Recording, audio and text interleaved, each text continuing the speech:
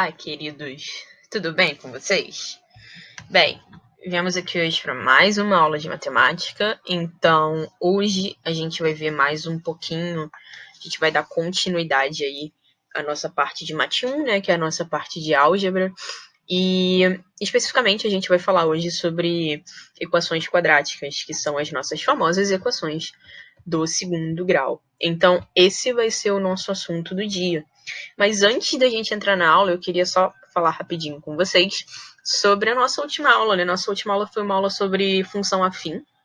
E eu falei para vocês no começo da aula que ia ser uma aula longa, que não tinha como não ser, porque função afim é um assunto longo.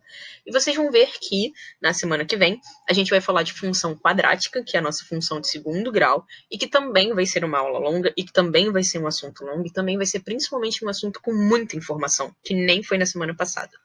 Então, por isso, eu preferi primeiro falar de equação de segundo grau, para depois a gente falar de função de segundo grau. Porque eu ia acabar tendo que falar sobre equações de segundo grau quando a gente desse a parte de função quadrática. E é um assunto que também é longo, então eu preferi separar essas duas coisas. Primeiro a gente vai falar hoje sobre equações de segundo grau, só de equações, como resolver equações de segundo grau. E aí a gente vai precisar relembrar várias paradas dessa nossa aula de hoje na próxima semana, quando a gente for falar de função quadrática. Então essas duas aulas elas estão diretamente conectadas. O que a gente vai ver hoje, a gente de certa forma vai usar na nossa próxima aula. Então eu só decidi meio que falar de equações antes, porque eu achei que ia fazer mais sentido, ia ser um pouquinho mais fácil, e consequentemente a nossa aula de função quadrática vai poder ficar um pouquinho mais curta, porque eu não vou precisar falar isso tudo que a gente vai falar hoje na semana, não na semana que vem, né? Mas na próxima semana que a gente tiver aula. Além disso, eu sei que função, e eu já falo isso por experiência, não só da vivência que eu tô tendo com vocês, função é um assunto difícil para vocês. Costuma ser um assunto que não é tão simples assim da gente entender como aluno, e ainda mais na situação que a gente tá. Então eu imagino, não sei, posso estar falando besteira, que muitos de vocês devem ter tido dificuldades com a lista da semana passada. Principalmente, na semana passada não, porque semana passada foi aula com o Pedro, na semana retrasada. Principalmente considerando que eu não tive tempo de resolver nenhum exercício com vocês na videoaula, que é uma parada muito importante, a gente poder fazer exercícios juntos. E na matemática isso é fundamental para a gente conseguir potencializar e aumentar a aprendizagem e o ensino de vocês. Então, dito isso, e estejam cientes que eu estou muito consciente dessa situação, o que eu vou tentar fazer para ajudar um pouquinho, também para vocês não se desmotivarem, para a galera que por acaso tentou fazer a lista na semana passada, mas teve dificuldade, não se desmotivem, isso é normal, principalmente considerando que eu não pude fazer nenhum exercício na videoaula explicando para vocês como funcionam esses exercícios de função afim.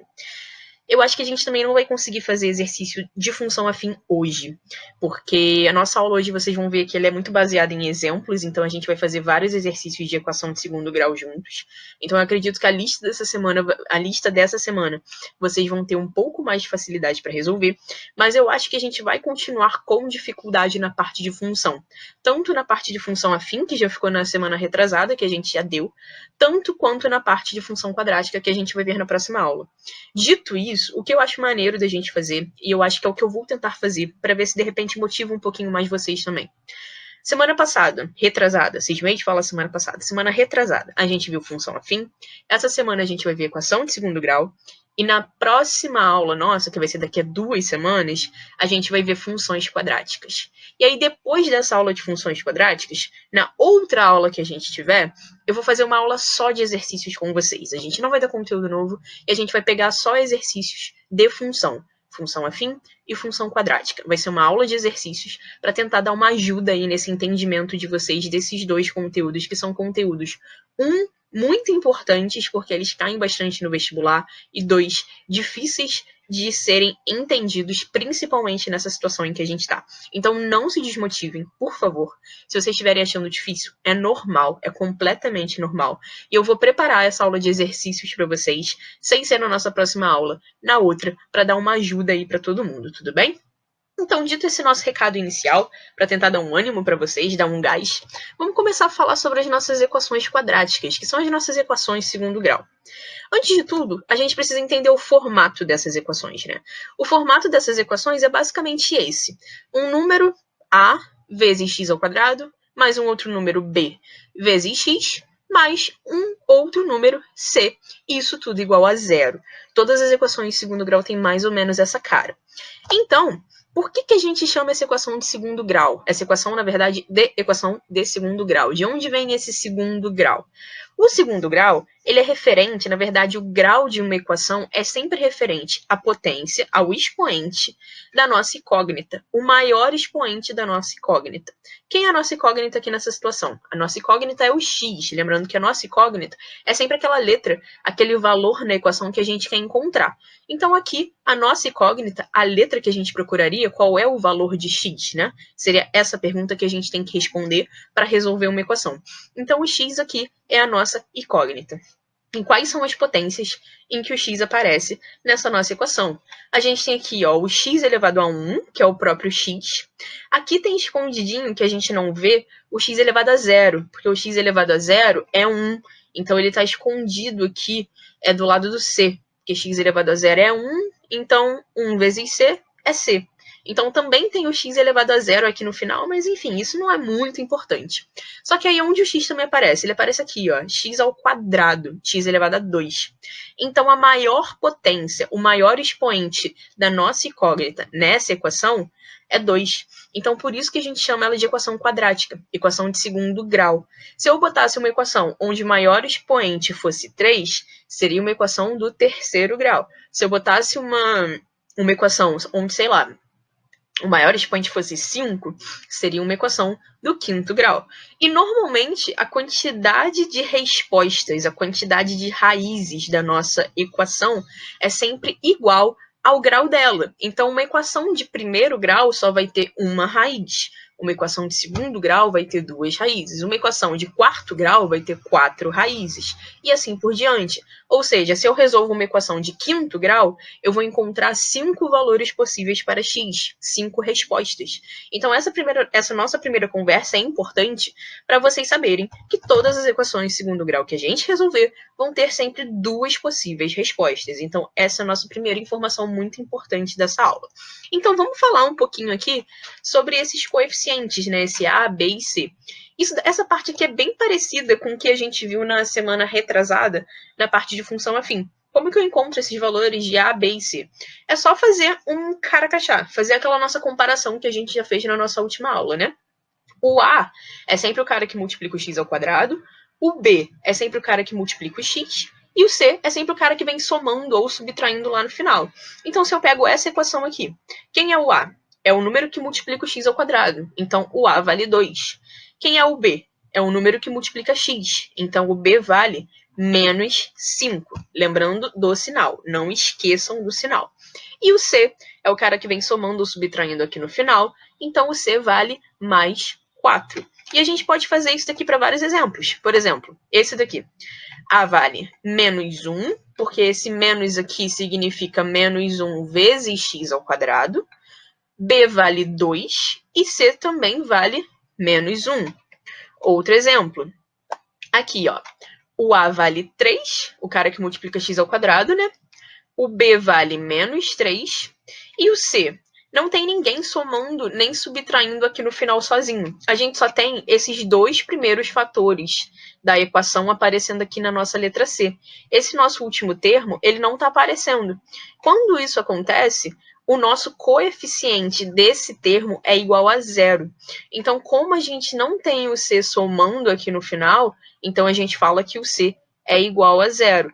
O que pode vir a acontecer também é, ao invés do nosso último termo vir faltando na nossa equação, pode vir faltando o nosso termo do meio, que nem nesse exemplo aqui da letra D, x ao quadrado menos 4. Nesse exemplo, eu não tenho o meu termo do meio da equação. Quem é o termo do meio? É o termo que só tem o x. Então, eu tenho aqui o termo do x quadrado, eu tenho o termo do nosso número sozinho, só que eu não tenho um termo tipo esse daqui, ó, um número multiplicando x. Então, o que isso significa? Que o nosso coeficiente A vale 1, porque 1 vezes x ao quadrado é igual a x ao quadrado. O nosso coeficiente C, que é aquele valor que vem somando e subtraindo lá no final da nossa equação, vale menos 4. E o cara do meio, que é o cara que está faltando, né? Se é o termo do coeficiente B que está faltando aqui nessa equação, significa que o B é igual a zero. Então é assim que a gente brinca com esses coeficientes das equações quadráticas, as equações de segundo grau. Então, seguindo aqui, o que acontece quando o nosso coeficiente A é igual a zero? Vocês podem reparar que eu falei exemplos aqui no nosso slide anterior, onde C é igual a zero e onde B é igual a zero. Só que a gente não teve nenhum exemplo onde o A é igual a zero. O que isso significa? Será que o nosso A pode ser igual a zero? Então, eu já vou dar o spoiler que não. O A é o único coeficiente dos três da nossa equação quadrática que nunca vai ser igual a zero. Por quê? O que acontece quando esse nosso A é igual a zero? Vou pegar aquela nossa formulinha genérica, né? Aquela forma genérica da equação de segundo grau, que é essa daqui, ax ao quadrado mais bx mais c, e vou fazer o meu A é ótimo, né? Meu A ser igual a zero. Então, aqui no lugar do A, eu vou colocar zero. Aí vai ficar 0 vezes x ao quadrado mais bx mais c. Só que qualquer coisa vezes zero é igual a zero. Então, 0 vezes x ao quadrado é zero. Então, esse primeiro termo aqui, quando eu faço a multiplicação, ele vai ser zero. E aí vai sobrar só esse finalzinho aqui da equação, que é bx mais c. Só que esse bx mais c, o que acontece? Qual é o maior expoente do nosso x, da nossa incógnita, nessa equação bx mais c que apareceu aqui? É 1, né? A gente não tem mais aquele nosso expoente x ao quadrado. Então, quando o nosso a é igual a zero, o que acontece? O nosso pedacinho da equação que tinha o x elevado ao quadrado some. E, consequentemente, o maior expoente da nossa incógnita deixa de ser 2. O maior expoente da nossa incógnita passa a ser 1. E aí, consequentemente, essa equação aqui que apareceu, o bx mais c, não é uma equação de segundo grau. É uma equação de primeiro grau. Então, por isso, o A nunca vai ser zero nas equações quadráticas, porque se o A é zero, a equação deixa de ser quadrática, a equação passa a ser uma equação de primeiro grau. Então, por isso, o A é o nosso único coeficiente que nunca, nunca, nunca vai ser zero. Dito isso, a gente pode classificar todas as nossas equações de segundo grau como equações completas ou equações incompletas. Eu vou dar aqui a definição formal dessa classificação, mas vocês vão ver que é bem mais simples do que está escrito aqui embaixo.